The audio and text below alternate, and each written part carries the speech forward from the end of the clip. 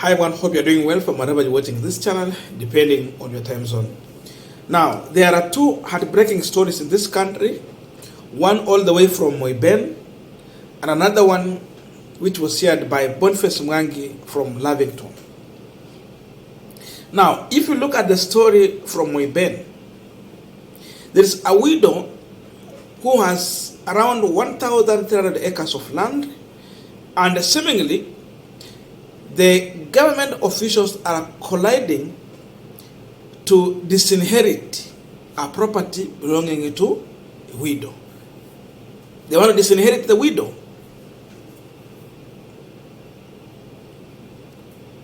"65 OBs, no arrest, no show up." The family has complained severally, but seemingly even the chief, she is taking no action. She's too much busy with the conference and other activities, but she cannot reach out to understand kwani kazi ya chief inakuanga nini. I'm just wondering. So the question is, who is targeting the widow's land in Uasin Gishu County? And this is not the first story we're getting in Uasin Gishu. When you hear of 1,300 acres, this is not small land, and therefore this is not just an ordinary person. There is a senior person in government who might be targeting the widow in question here. Otherwise, who can go this much long, and how can you influence police officers? You compromise them. When she call, when she go and report, they don't show up. But they keep on saying that they are coming. Now it has reached a level where now they are not picking her calls. And now goons are being mobilized to go and throw arrows and bows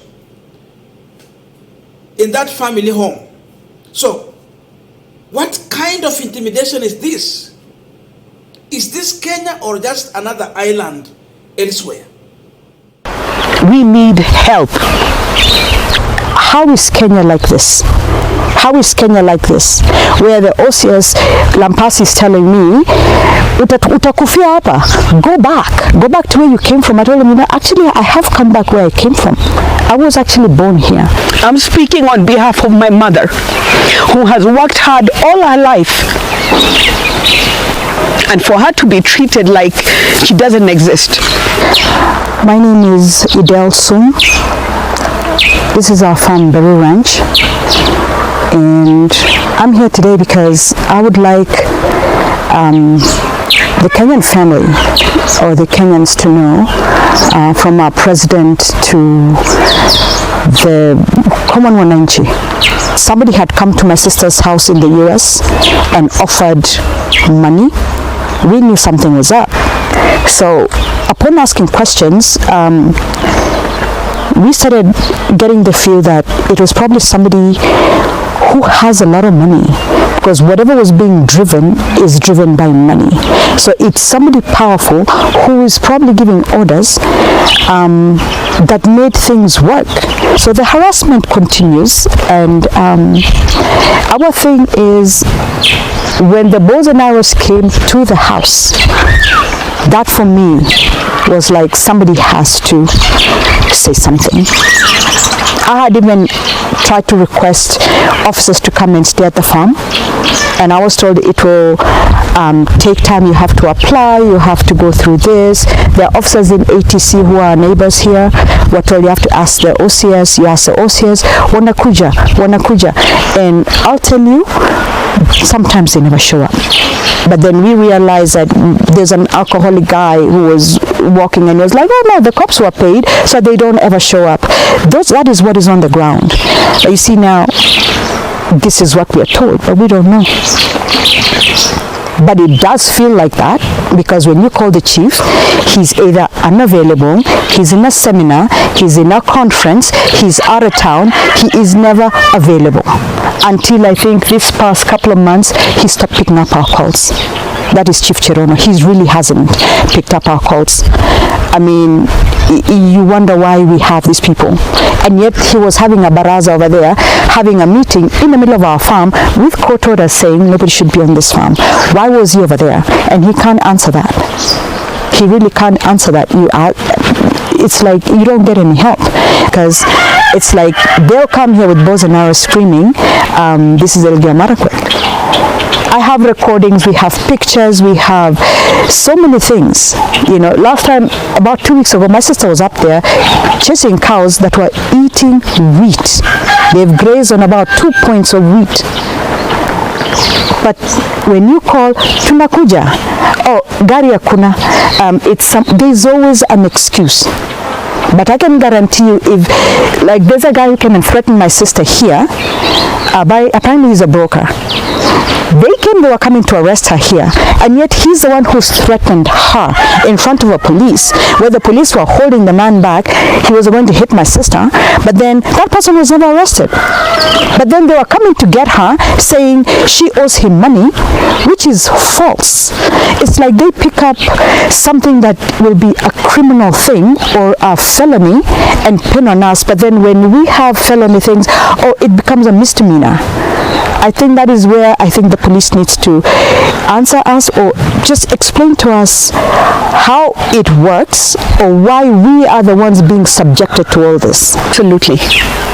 I think that every person that we have spoken to needs to explain themselves. I mean, are they doing their job, or can they not do their job? Or what is the reason that we have to go through this year after year? Year after year. And that is why I implore the head of police, I will ask Mr. Kindiki to please look into what is happening. Please.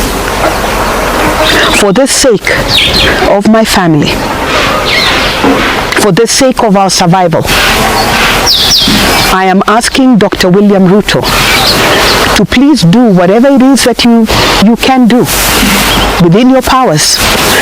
Ensure that our family is secure. We have received death threats. We have been physically attacked. Our dogs were killed. And it hasn't stopped. The attacks haven't stopped. So are we going to wait until we are dead? Now, with all this drama, it just points to one thing. That there is someone who is determined to use every means possible, frustrate the family, and soon that land, it can go. Is it because this family is not originally Kenya? They just acquired a property here? Or what is happening? But above all, we know even Kenyans themselves. There was another story we're talking about, another widow, a poor widow, who was being frustrated by the same police officers also. At gunpoint, forcing you to sign on documents to surrender your property. Imagine all this is happening under William Ruto's government. When a chief that has been mentioned in this video hold a baraza meeting in this widow's land, when she has an order, a court order, barring anyone from trespassing that property, then you know. This story is the big boys who have an intention to take a property belonging to this widow. So where is justice in Kenya? And I want to tell you one thing. The biggest problem in this country, it is some of the statement that was coming from these leaders.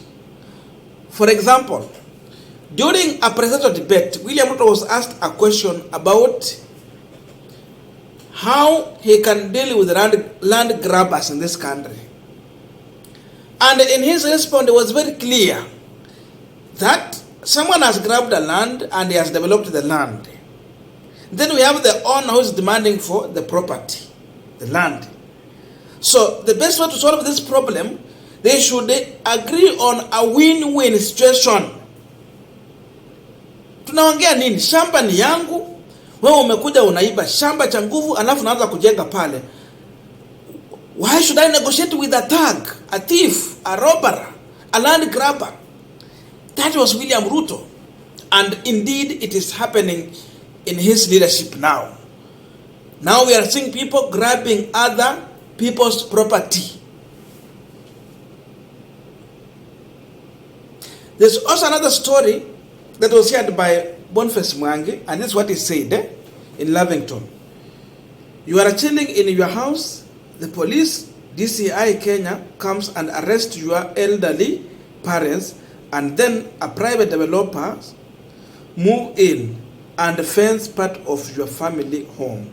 That happened today in Lavington.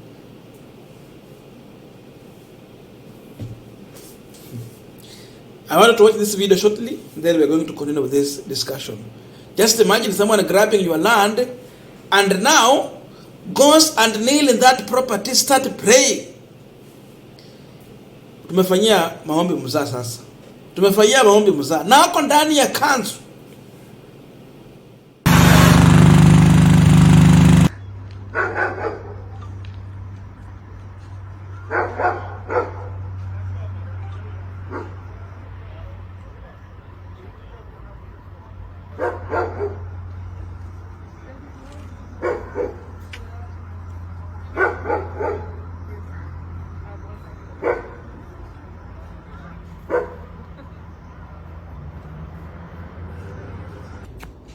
My name is Sarika, and I've lived here my whole life since I was, well, I'm now 27. And this morning my parents were picked up outside my gate by cops, and a few hours later people just came in and started breaking in the gate and digging holes to mark the fence.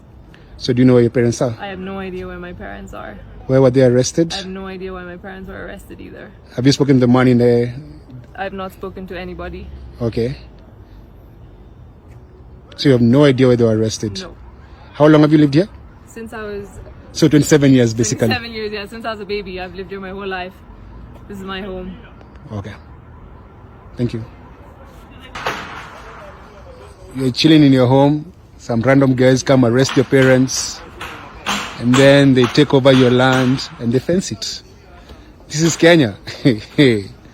Nabado, you know, when you tell you about good governance, you don't care. Say, oh, it's only the poor suffer, not the rich are suffering as well. That's why you must fight for good governance. So the man praying over there claims he owns the land. Maybe he does, but he hasn't served this family with any document. He has taken over possession, and the family are in police custody. They have lived here for 27 years. And we have people fencing off part of their land. We just took a part, that part. But I think within time, the whole land will be gone. After all, it's Kenya, unless they fight back. Keep fighting. Now, the truth is that anyone who take your land can as well easily kill you. They can go that far. So what I can tell you, these two families need protection from government.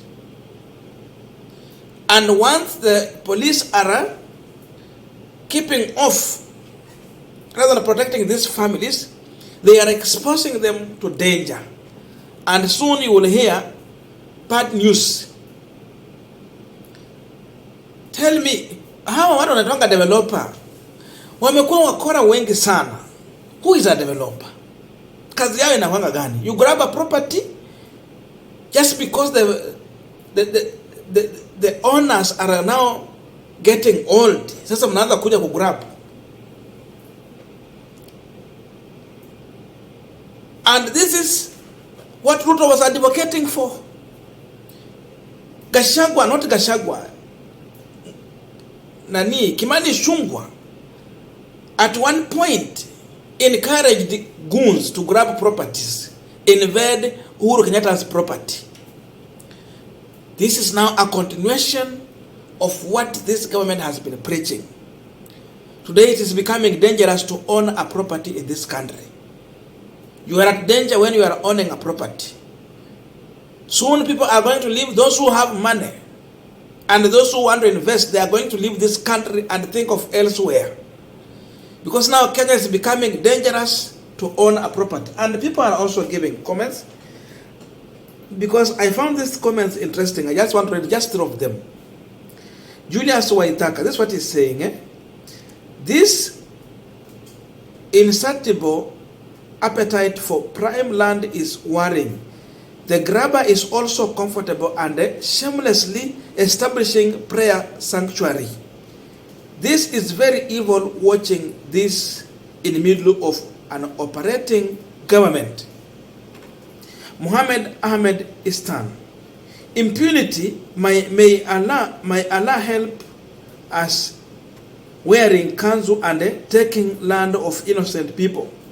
Very shameful, and the guy is actually praying while grabbing someone's land. Hypocrisy.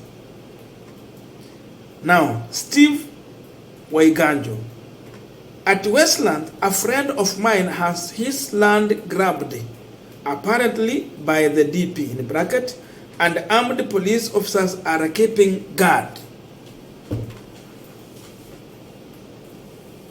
Now you can understand. Sio hii peke yake, kuna zingine tu kando na hizi zote. So this one has been made in this country to be normal. This government must be called off. It should not oversee the grabbing of properties, disinheritance from the widows and the elders losing their property when they are watching. Police wakati wa maandamano wanakuanga available to kill Kenyans. But now when they need to restore law and order, they are not available for that. Instead, they collide with the grabbers and support them. And this is the face of Kenya Kwanza government. Before 5 years is finished, we Kenyans will be finished.